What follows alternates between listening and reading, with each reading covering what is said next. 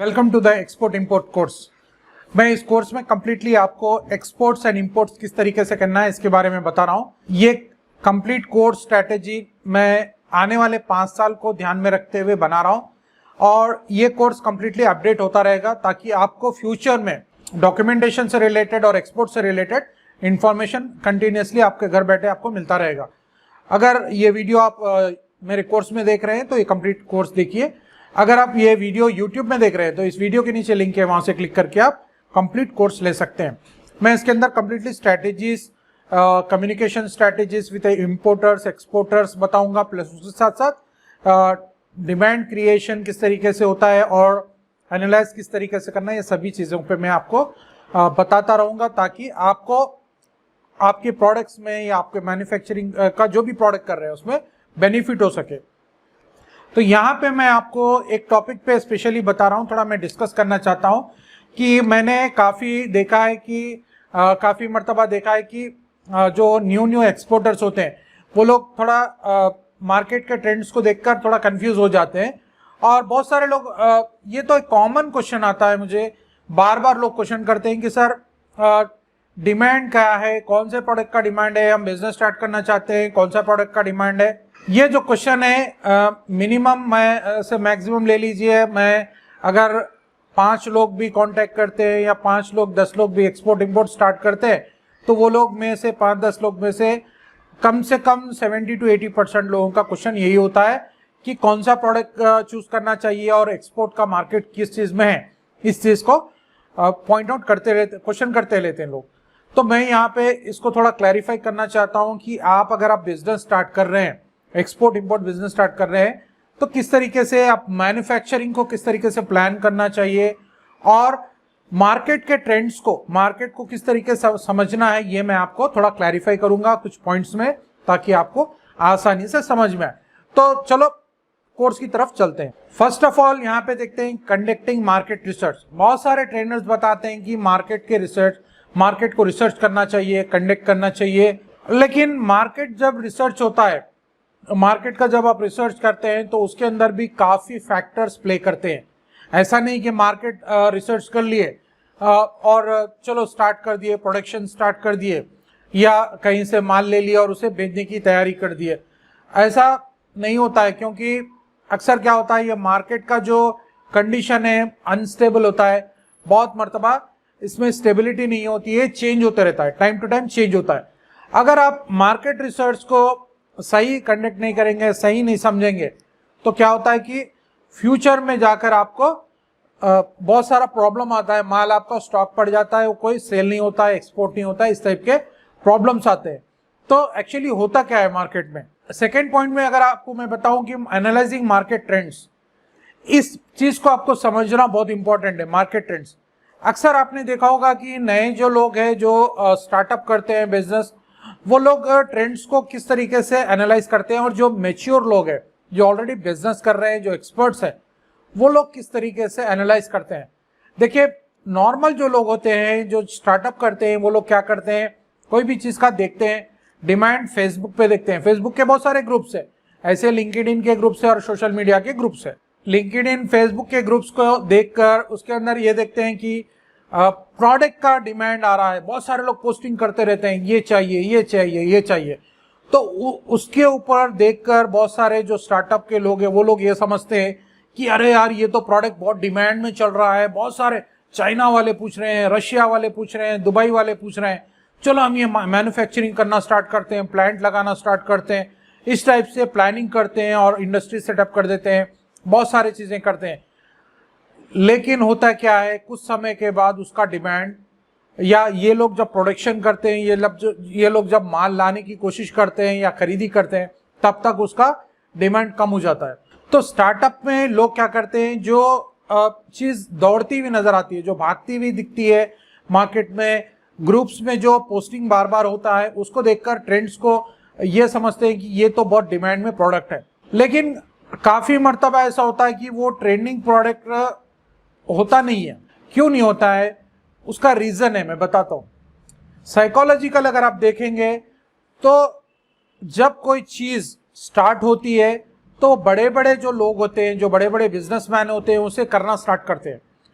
तो उसका फ्लो जब मार्केट में जब आता है, तब जब मिडिल क्लास के जो लोग होते हैं वो लोग क्या समझते हैं कि अरे यार ये तो बहुत बड़े बड़े लोग कर रहे हैं, चलो हम भी करते हैं। तो ये लोग स्टार्ट करते रहते हैं। तो ऐसा जब स्टार्ट करते हैं, पोस्टिंग करते हैं, प्रोडक्ट का डिमांड है ये, तो वहां पे ये second category of people work करते हैं। जैसे फर्स्ट कैटेगरी, जैसे मैंने बताया, रिच क्लास जो लोग होते हैं वो लोग अंदर ही अंदर बिजनेस कंप्लीट समाप्त कर लेते हैं। लेकिन उसके ट्रेंड्स को, रिच क्लास के ट्रेंड्स को देखते हुए मिडिल क्लास क्या करते हैं कि उसे पोस्टिंग करना या बिजनेस में इन्वॉल्व होने की कोशिश करते हैं। ये बहुत वैलिड पॉइंट मैं बता रहा हूं। जब रिच क्लास का बिजनेस ऑलमोस्ट खत्म पे रहता है, तब मिडिल क्लास उसे स्टार्ट करने की कोशिश करता है, तो काफी लोग इसे पोस्टिंग करते हैं। तो जो नए लोग हैं इसे ही ट्रेंड समझकर बिजनेस में इन्वॉल्व हो जाते हैं, प्रोडक्ट खरीदी करते हैं और लॉसेस बेयर करते हैं। उनका सेल नहीं होता है क्योंकि तब तक फिर मार्केट डाउन हो जाता है। ऐसा आपने देखा होगा कि अक्सर देखते होंगे कि शेयर मार्केट में भी इसी तरीके से होता है। रिच क्लास के लोग क्या करते हैं, जब खरीदी करते हैं तब कोई नहीं खरीदी करते, जब कोई शेयर मार्केट में कोई कंपनी का प्राइस बढ़ता है तब बहुत सारे लोग खरीदी करते हैं मिडिल क्लास के और स्ट्रक हो जाते हैं। तो इसी तरीके से एक्सपोर्ट मार्केट में भी होता है, ये समझना बहुत इंपॉर्टेंट है। तो सेकंड कैटेगरी ऑफ पीपल जो होते हैं हमारे, जो मिडिल क्लास के, वो लोग पोस्टिंग ज्यादा करते हैं। बेस्ड अपॉन दैट जो नए लोग हैं उसे ट्रेंड समझकर बिजनेस स्टार्ट कर देते हैं और स्टक हो जाते हैं। तो अगर आपको स्टार्ट करना है बिजनेस, तो फर्स्ट लेवल से देखिए कि रिच क्लास के लोग जब स्टार्ट करना चाह रहे हैं या प्लान करना चाह रहे हैं बिजनेस, तो किस टाइप से कर रहे हैं, उनको फॉलो करने की कोशिश कीजिए, जिससे आपको ट्रेंड्स में पता चलेगा। तो ये लोग किन चीजों पर ध्यान में रखते हुए बिजनेस करते हैं। यहां पे देखेंगे कि ये लोग देखते हैं कि आइडेंटिफाइंग टारगेट कस्टमर्स। ये जो बिजनेसमैन होता है, ये जो मेन ग्रुप होता है, जो रिच क्लास का ग्रुप होता है, ये लोग आइडेंटिफाई करते हैं फर्स्ट कस्टमर्स को, टारगेट कस्टमर्स को आइडेंटिफाई करते हैं, उसके हिसाब से उनके नीड्स एंड वांट्स को डिस्कवर करते हैं, उसके बाद वो प्रोडक्ट का प्रोडक्शन में आते हैं या फ्यूचर प्लानिंग के हिसाब से चलते हैं। तो यहाँ पे टारगेट कस्टमर्स किस तरीके से फाइंड आउट होते हैं ये लोग को देखिए। टारगेट कस्टमर क्या है, एक्चुअली वो कस्टमर टारगेट है जो रिक्वायरमेंट अभी आने वाले दिनों में लेने वाला है। एग्जाम्पल ले लीजिए, अगर आप समर का देखते हैं तो समर में कुछ प्रोडक्ट्स का सेल बढ़ जाता है, लेकिन उसका सप्लाई चेन एक्सपोर्ट्स में कब से स्टार्ट हो जाता है, पिछले 6-8 महीने 1 साल से स्टार्ट हो जाता है। लेकिन जब समर आने के बाद क्या होता है कि मिडिल क्लास के लोग एक्टिव होते हैं, लेकिन जो रिच क्लास, जो ओरिजिनल लोग होते हैं, वो 6 मंथ्स बिफोर ही उसकी प्लानिंग करके वहीं पे एक्सपोर्ट भी कर देते हैं, एक्सपोर्ट भी कंप्लीट कर देते हैं। तो उनका टारगेट कस्टमर क्या है, उनका टारगेट कस्टमर एक समर का टारगेट कस्टमर है, जो 6 महीने या 1 साल बाद जो भी है उसका वो लोग टारगेट कस्टमर रख के चलते हैं। तो जब आप ट्रेंड्स की बात करते हैं, एनालाइज करते हैं, तो आपको यह ध्यान में रखना है कि आपका टारगेट कस्टमर कब खरीदी कर सकता है और कब वो मार्केट में माल डाल सकता है। अभी देखिए, आपके पास से अगर माल ले लिया हो, माल लेने के बाद उसे सप्लाई करने के लिए भी उसे 1 महीने का तो टाइम लगेगा, 1 महीना 2 महीने का टाइम लगता है। तो ये टाइमलाइन को भी आपको समझना है। तो वो 6 महीने पहले ही परचेसिंग कर लेता है, तो उससे 6 महीने पहले आपकी प्लानिंग होनी चाहिए। यहां पर आपको ट्रेंड समझना है, ना कि आप फेसबुक पे या लिंक्डइन पे अगर आप देख लें कि पोस्टिंग हो रही है और चलो यार ये बिक रहा है, माल अभी खरीदते हैं, माल का पैसा देते हैं और खरीद लेते हैं, बायर तो कैसा भी मिलेगा, बहुत डिमांड लग रहा है। ऐसा कोई भी प्रोडक्ट में आपको नहीं करना चाहिए। आपको प्रीवियसली कुछ समय पहले ही देखना है, 6-8 महीने पहले ही प्लानिंग करना है, ये ताकि आपका टारगेट कस्टमर आने वाले 6-8 महीने में कौन सा बनने वाला है, उस हिसाब से आपको एनालाइज करना है। नेक्स्ट है इवैल्यूएटिंग कंपटीशन। कंपटीशन को भी इवैल्यूएट करना बहुत जरूरी है। अगर आप, जैसे मैंने बताया, 6-8 महीने पहले आपने एनालाइज कर लिया मार्केट को, तो अभी कंपटीशन को भी एनालाइज करना चाहिए। कंपटीशन को किस टाइप से एनालाइज करेंगे आप एक्सपोर्ट्स मार्केट में? आप ये देखिए कि कौन से कंट्रीज में कौन सा प्रोडक्ट कितना बिकता है, डिमांड क्या है, और वहां पे कितने सप्लायर्स पिछले साल कितने सप्लायर्स वहां पे ऑलरेडी सप्लाई दे चुके हैं या एक्सपोर्ट्स कर चुके हैं। उससे आपको पता चलेगा कि लास्ट ईयर कितना माल एक्सपोर्ट हुआ। एग्जांपल ले लीजिए, चाइना एक्सपोर्ट कर रहे हैं, तो लास्ट ईयर इंडियन एक्सपोर्टर्स कितना माल चाइना को, पर्टिकुलर आइटम, आप जो आइटम बेच रहे हैं, आप जो एक्सपोर्ट कर रहे हैं, वो पर्टिकुलर आइटम चाइना में कितना सेल हुआ है और इंडिया से कितना गया है लास्ट ईयर, वो देखिए। और बेस्ड अपॉन दैट इस साल का रिक्वायरमेंट देखिए, इस चीज को कंपेयर कीजिए कि गए साल कितने एक्सपोर्टर्स ने एक्सपोर्ट किया और आप अभी एक्सपोर्ट करने की कोशिश कर रहे हैं, तो गए साल क्या ट्रेंड्स चल रहे थे।